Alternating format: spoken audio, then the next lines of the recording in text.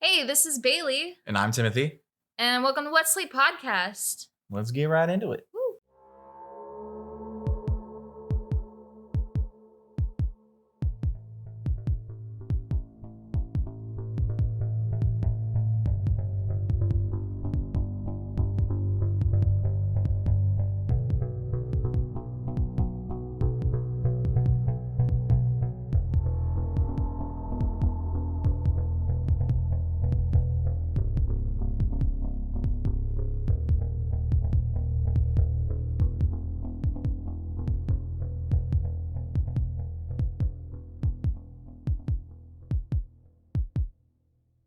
Okay, so 200 years after the Salem witch trials ended, there was a new hysteria that began. Oh boy.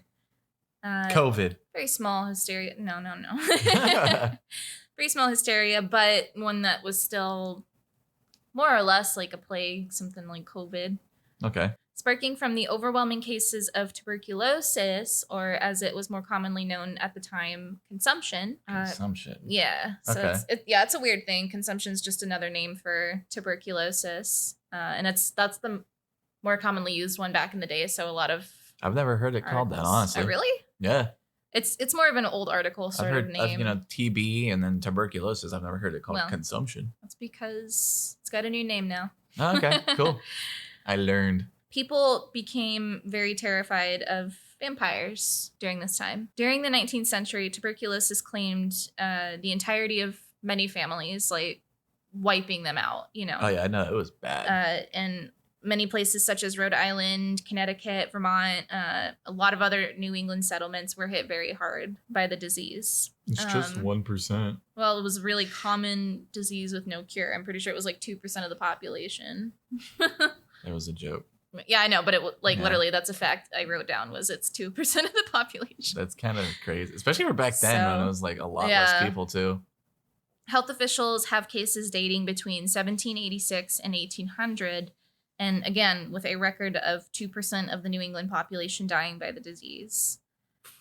Crazy. Yeah, it's insane. It was a lot of death. Yeah, just a little bit. Yeah. Not only was the death toll really, really high, but the actual death due to the disease was really painful and like not something a lot of people would wish on their enemy. Yeah, no thanks.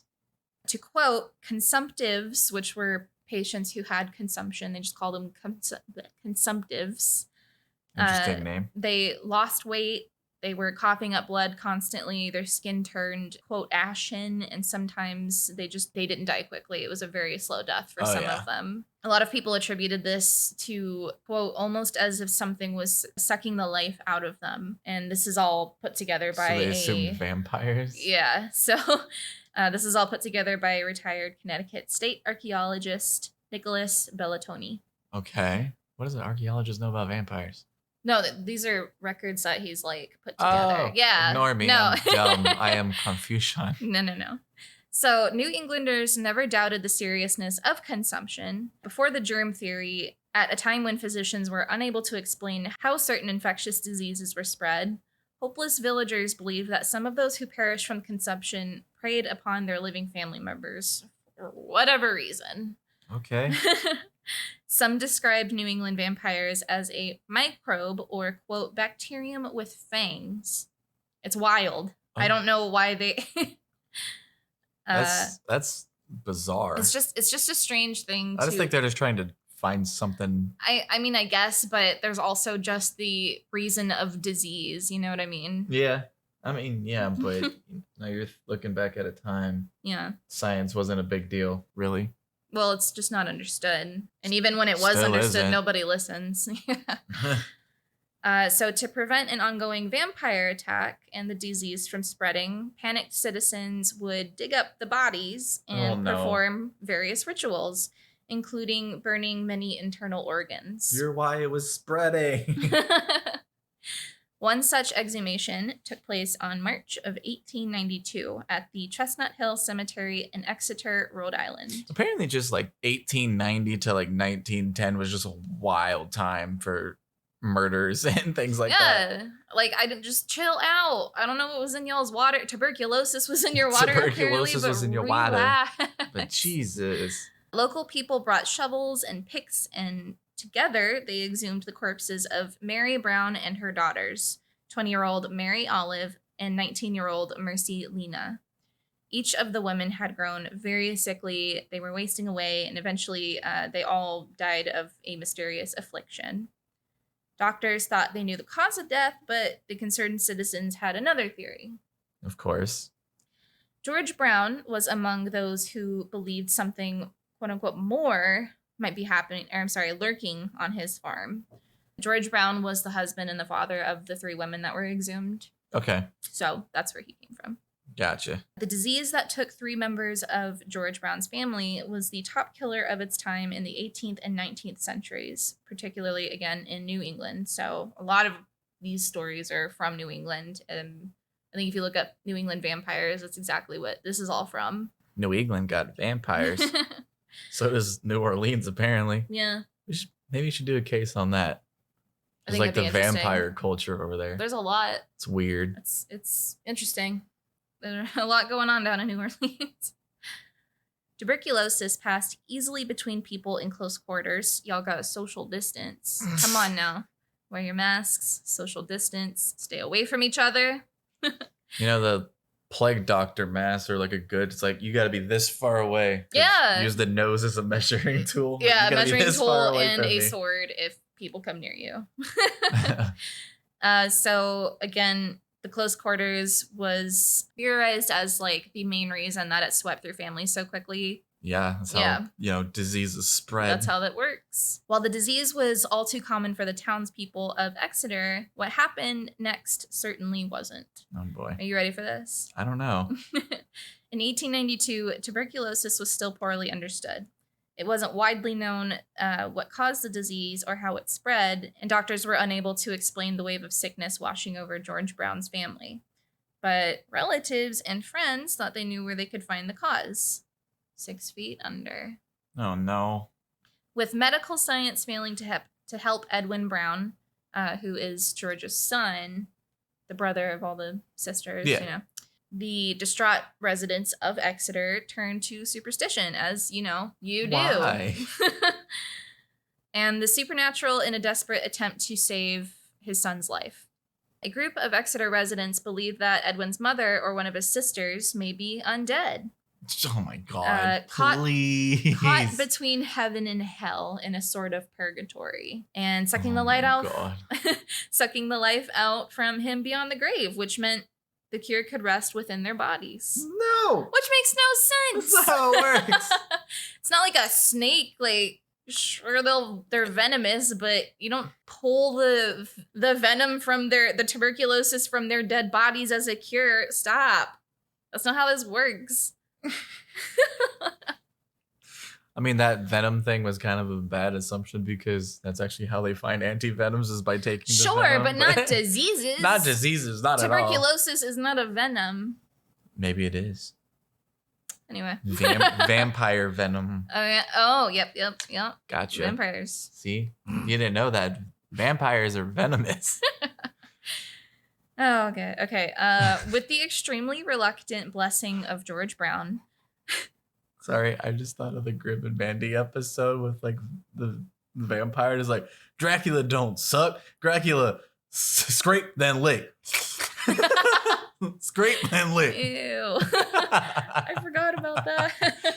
Bro, Billy and Mandy is such a fire show. All right. With the extremely reluctant blessing of the father, George Brown, who at first discounted the vampire theory, his relatives and neighbors visited the Brown family plot in the town's Chestnut Hill Cemetery on March 17th, 1892. So they were actually able to convince him after a while. See, he was the only sensible one, and then everyone else who was dumb convinced him.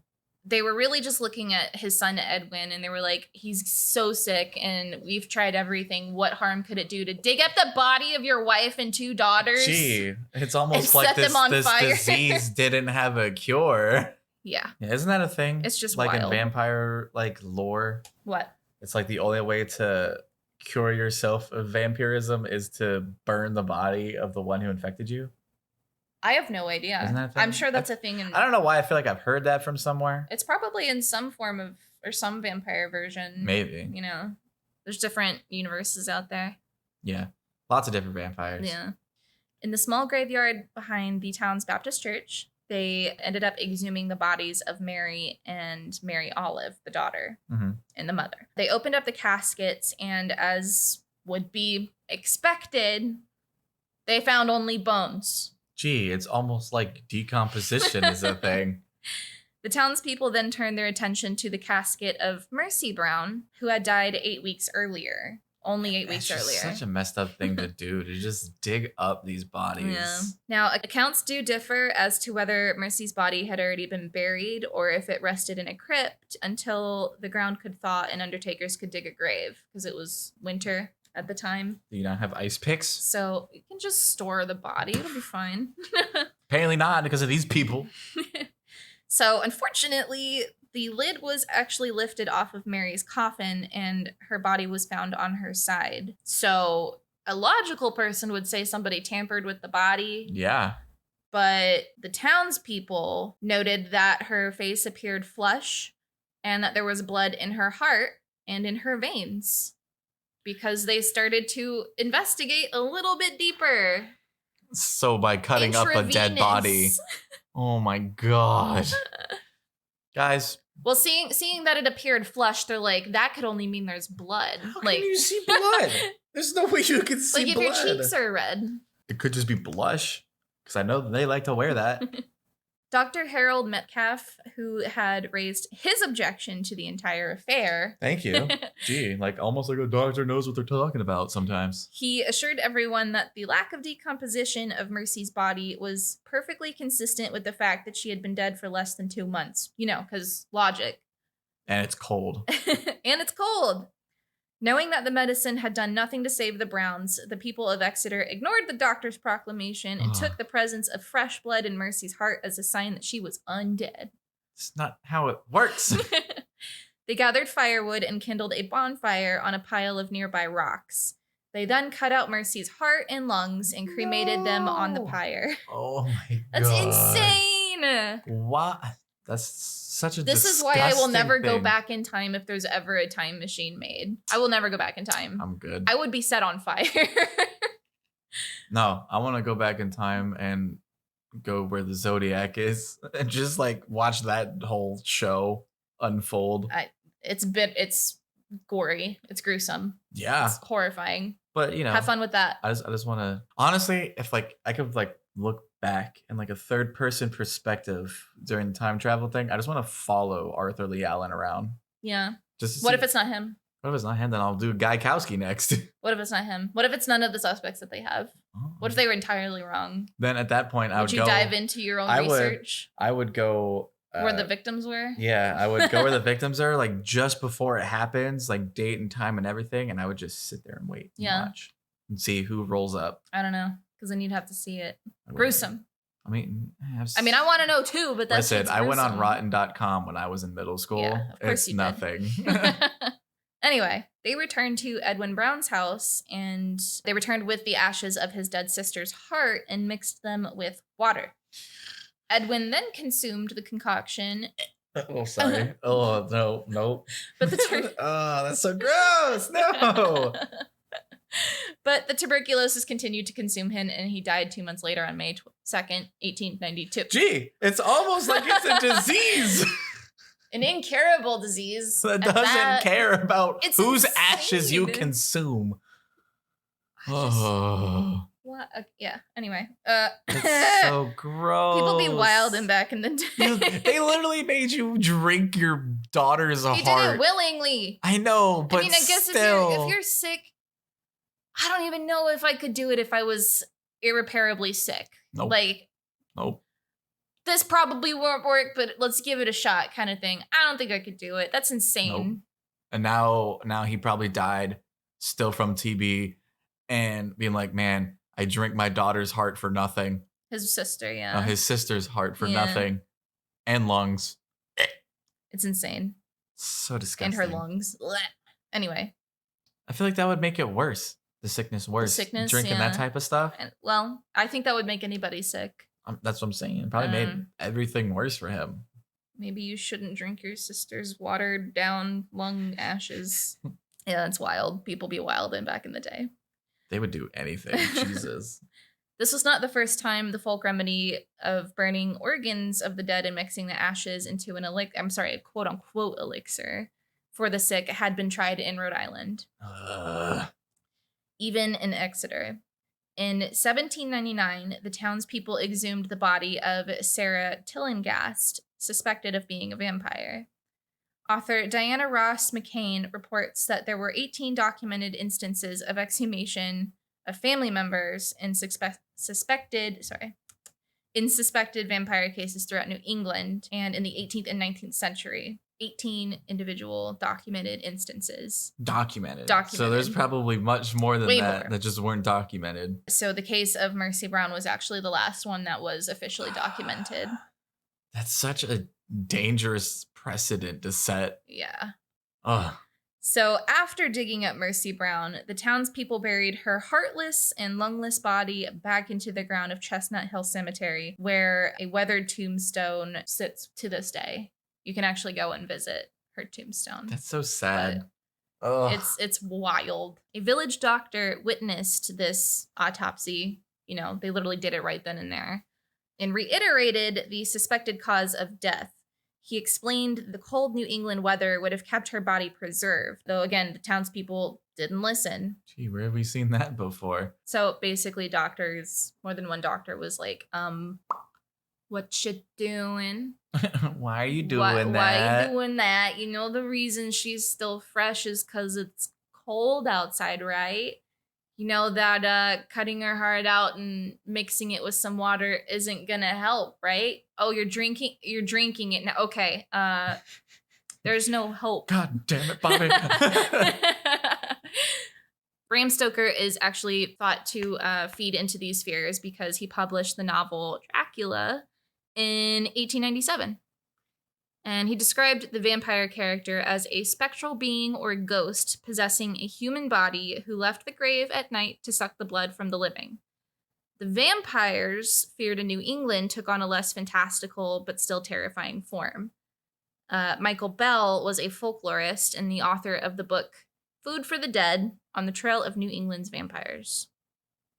He stated, the authentic image of New England's vampires would be a corpse that did not appear to have been completely decomposed. One that had a, quote, fresh, that is liquid, blood in its heart or in other vital organs, which indicated that the corpse had been inhabited by some sort of evil spirit, was draining the life from living family members. And then we have Twilight, where they just sparkle. He says that people believe that the spiritual connection that some suspected vampires had with their living relatives allowed them to gain access to their victims without even leaving their graves, which doesn't make sense. What? I don't know. Hello? You're like telepathically sucking. Do they listen to themselves? Jesus. You don't believe in telepathically sucking the life out of your living family members? No, not when you're apparently dead. Oh my God. It's wild. It's dumb. I love all these conspiracy theories that these are literally just conspiracy theories way back in the day that I know everyone took way too seriously. Back to the second girl that I was talking about, Sarah Tillinghast. She was a member of a very successful family in Rhode Island. Her father, Stutley Tillinghast, was the head of a farm family. Or the farm family is, they owned land and had a farm, an orchard. His wife, Honor Tillinghast, had 12 children with him. Jesus. Yeah. Calm it down. This is not cheaper by the dozen. It's cheaper labor by the dozen. Hey. That's how it goes. Oh, you're right. And they lived on a farm. Exactly. So 100%, they were set. They made their living selling apples and peaches and things that they grew in their orchard, And they didn't have to pay them. Crazy cool. I mean, these are your chores. Do them or you get hit. Wow. Do them or we can't eat tonight. Right. So the beginning of the farming season in 1799, Stutley started to have crazy nightmares every single night. In the nightmares, he would be working in the orchards and at some point would hear his daughter Sarah call to him. Looking for her, he began to notice that the trees around him started to turn brown and began to Are decay. trees not okay? I was like, are trees No, not like normally brown? like the leaves and Yeah. like the branches and everything started to It decay. clicked after, and then but I was already talking, and I was like, oh, I guess I'll just say it. My brain is dumb sometimes. It's fine. He noted that it was always half the orchard that would die in his dream. At the end of the season, Sarah became reclusive and only came out of her room to eat. Same. After sending for a doctor to examine her, she was diagnosed with consumption. It wasn't long before she succumbed to her symptoms. By the next spring, her brother, who was 9 at the time, complained of chest pains and said that Sarah had touched his chest. It wasn't long after this that he had also passed away. Sisters, that sucks, man. Sisters Andress and Ruth were the next to fall ill, each saying that Sarah would visit them during the night, complaining that she was cold. Like Sarah's ghost or her spirit or whatever, saying that she was cold. Soon after that, both of those sisters also died. Jeez, bro, you're losing your whole family to this thing, insane. man. Stutley visited his pastor multiple times asking for help, but nothing could be done, of course, other than praying to God. Hannah, who was Stutley's 26-year-old daughter, who was living nearby in West Greenwich, also started to complain about visitations from Sarah after she had started to spend more time in her family homes to support parents. I'm wondering if it's TB like cause like delusions. Yeah. I was just wondering that. Maybe. Like feverish delusions. Yeah, maybe fever dreams. Yeah, you can just straight up get psychosis. Yeah. Dang. That's probably what was happening. They were just happening to be getting psychosis. Very similar. I mean, of course it's going to be similar. I'm sure they're talking to each other about it. Like, hey, Sarah came to visit me last night. And then, sometime later they would begin to die. Just because of the feverish dreams and the psychosis and everything. And, if it's a dream and like the everything last person who had it talked about Sarah visiting you or whatever. And then so like that's in the back of your mind. Right. And then it just keeps happening, which makes it worse and worse and worse. Yeah. After spending time at her parents' home to support them, Hannah also became ill and she died a short time later. So that's what, 5? That is Sarah, little brother, 2 sisters. Yeah, 5. And then Hannah. Stutley, Jerry, and another farmhand. I don't know who Jerry is. Why is... So Stutley, Jerry, and another farmhand started to dig up the bodies of his children who had perished. No. Starting with the most recent. Each body began to show visible signs of decay until he reached the body of his first deceased daughter, Sarah. Guess what happened when they opened up her coffin? They cut her open with a heart. Oh, no. They saw that she pretty much looked like she was just sleeping. And remember, she was the first to die, like... Gee, maybe it's because it's a fresh corpse. Months earlier, though. Like, I think almost a year. I'll give it like 6 months, probably, was the timing between her death and when they exhumed her. And it said that all the other children had already shown signs of decay, but she just kind of looked like she was sleeping. Her body had not started to decay, and it seemed as if her hair and nails had continued to grow, as reported by those who exhumed her body. Okay. Stutley, the father, ordered that her heart be taken out and burned. Stutley's wife, Honor, who had also become sick, she ended up recovering after a very long time dealing with this illness, and she went on to have 2 more children. The practice of digging up the deceased to halt the evil practices of the vampires was likely introduced to New England by traveling healers from Eastern Europe and Germany. Why? I don't know. Why not, I guess. One clue says that Bell is a 1784 letter to the editor published in a Willington, Connecticut newspaper in which a town official complained about a foreign quack doctor, quote unquote, oh my God, who was promoting the consumption ritual and had induced a townsman to exhume the bodies of his 2 children. So this dude showed up and claimed to be a doctor and started convincing people that if they wanted to save themselves and the rest of their family, they need to go dig up their kids and set them on fire. Yeah, no good doctor will ever do something like that. It's insane. No. Like back in the Annalise Michelle case with the exorcism. how like the family was talking about how they went to go see this doctor, and the doctor recommended they go talk to a priest. And the Yeah. doctor was like, "No, I didn't." No. Yeah. So, I don't know if he was covering his own tracks for that. he might have, but I feel like no legitimate doctors doctors wouldn't going do to say that. that. Yeah. Or maybe they were trying to cover their tracks and put words in his mouth. I don't know. Who knows? That was a crazy case too. So Bell has documented over 80 vampire rituals in New England. Sorry, quote unquote vampire rituals. Over 80? Jesus. And people continue to this day uncover new cases all the time of just, records that were made of these. Disgusting. He estimates that the practice began no later than 1784 and persisted through at least 1892. So that was a really long time. The evidence also suggests that this practice was known and accepted and sometimes actually endorsed by the community. And town authorities and even the clergymen were like, yeah, okay, that'll work. The only people who were like, the people who actually know things were doctors. Hey, probably shouldn't do that. Yeah. In parts of Massachusetts and Maine, bodies were simply flipped over and left alone, which, okay, sure. Still, why are you even bothering doing this? Well, I think they did that because the thought in their heads were if they're waking up in the middle of the night in a dark coffin, they're just going to dig straight forward. And this would cause them to dig further into the ground. It doesn't make sense, but that's what made sense to them at the time. I mean, I guess. In Rhode Island, Connecticut, and Vermont, villagers began to burn the hearts and livers from the bodies of suspected vampires. In the 1990s, archaeologists discovered 29 skeletons in a gravel pit in Griswold, Connecticut, which had once served as a colonial-era graveyard. The bodies showed signs of tuberculosis, because, again, it can get into your bones, and they had all been rearranged into skull and crossbone patterns, which I wonder why. I don't know. Okay, that's just... I feel like that's just an unnecessary step right there. Jeez. The case known as the Jewett City Vampires revealed one of the more unusual consumption rituals.